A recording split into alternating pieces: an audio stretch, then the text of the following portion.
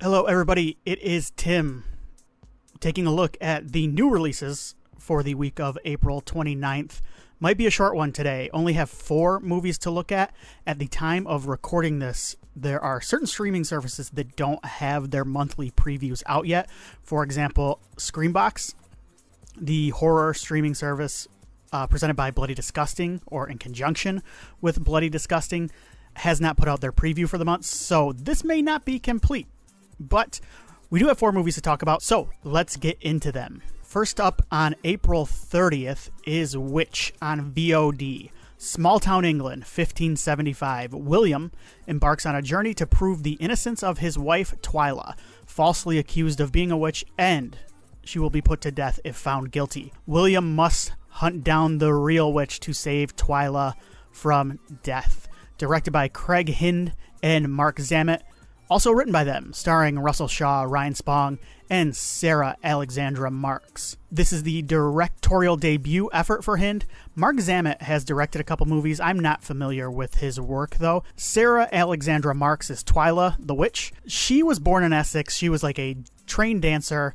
She performed at the Royal Opera House. She's a busy actress, too. In the past few years, she starred in movies like Croc, with an exclamation point, Kingdom of the Dinosaurs, and Pterodactyl. I have seen one movie she starred in, and that is H.P. Lovecraft's Monster Portal that came out a few years ago, 2 years ago, I think. I may have reviewed it. I watched the trailer for Witch. It looks like a pretty straightforward witch movie set during the Elizabethan period. I think it does a decent job of letting you know what you're in for, the trailer does.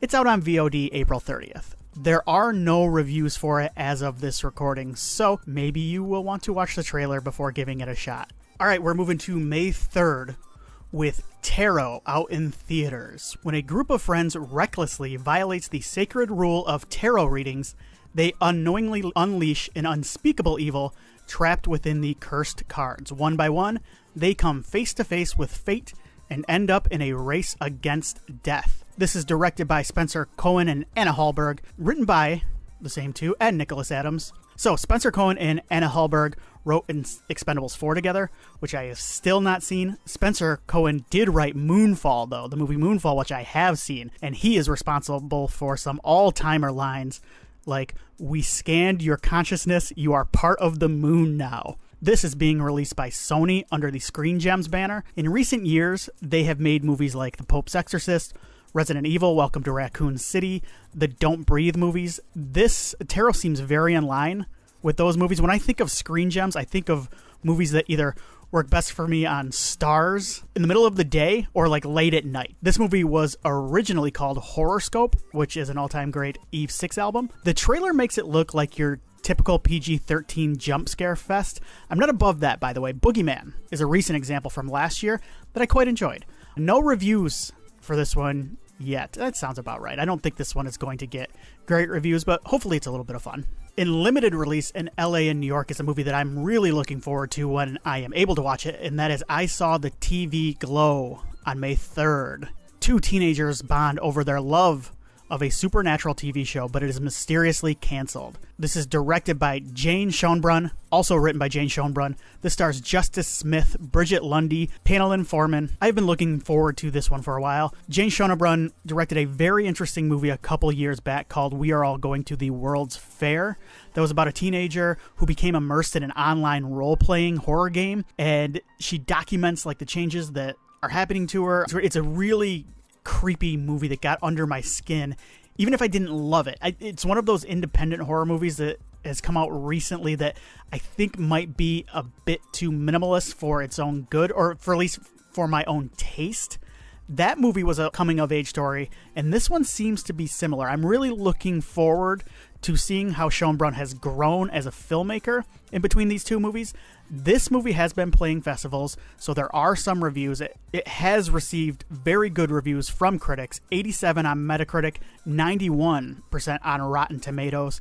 BJ Colangelo of Slash Film says, I Saw the TV Glow might be too queer, too dreamy, too metaphorical, or even too pretentious for some, but for the people who resonate with their work, it'll be the most important thing they'll see all year. As I mentioned, this movie will be out in New York and LA on May 3rd.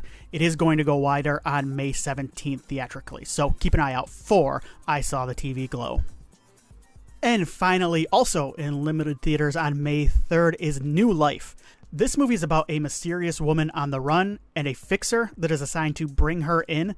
Their two stories link, and the stakes of the pursuit rise to apocalyptic proportions, according to the synopsis. This is written and directed by John Rossman, starring Sonia Walger, who is Penelope from Lost, and Tony Amendola is in this one as well.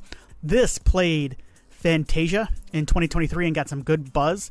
This is the debut feature for John Rossman. I watched the trailer for the first time this past week preparing for this, and it looks really interesting. It's one of those trailers that kind of doesn't give a ton away. It just throws like quick cuts at the screen and go, what is this about? It seems like a genre mashup with horror, sci-fi, action as well. I think it looks really cool.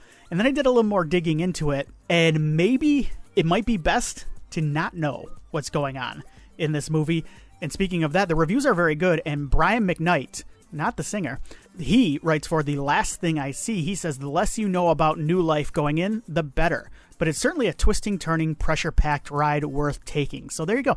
Maybe watch the trailer. Maybe stop there, though, if you're interested, because I did some digging. Actually made me more interested, but I don't know how everybody reacts to knowing too much about a movie. And that review says, maybe don't know too much. There you go. That is it for this week. If anything else comes out, I will try to update it for the next episode of this next week. If you haven't done so already, please check out our podcast episode. Willie and I talked about The Walking Dead, the first episode and the last episode, and neither one of us has seen the whole thing before talking about it. It's a lot of fun. I think this is one of our best episodes in quite a while, so please, not that any of them are bad. This one's just really good. So please check it out wherever you get your podcasts, including YouTube. Thank you everybody for watching, and I will see you next week.